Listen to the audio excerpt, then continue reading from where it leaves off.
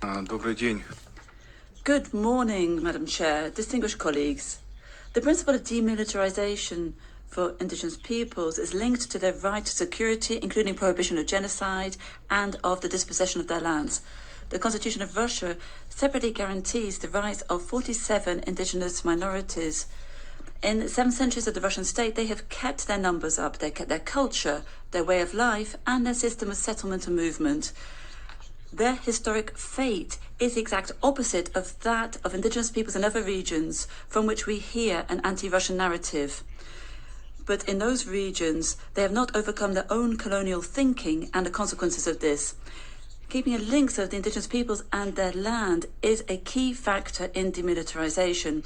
Russian legislation has some 5 million square kilometers which are identified as being traditional lands, with different legal regimes where the indigenous peoples are less than 1% of the population.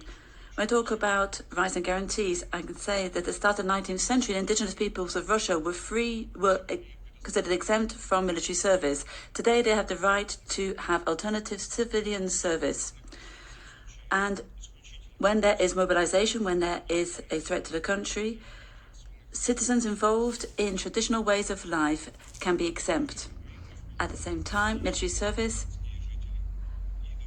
can be carried out by inhabitants of cities and volunteers. And the impact of militarization on indigenous peoples can be noted in the context of the expansion of NATO to Scandinavia and to the Arctic lands as well, bordering on Russia. And we're seeing the blocking by the West of the work of the Arctic Council. And this border cooperation of indigenous peoples has been disrupted, and this has also blocked indigenous peoples of Russia from international cooperation. And we are seeing long-standing trends of this nature, which we call upon this to be reflected in the study on militarization. Thank you.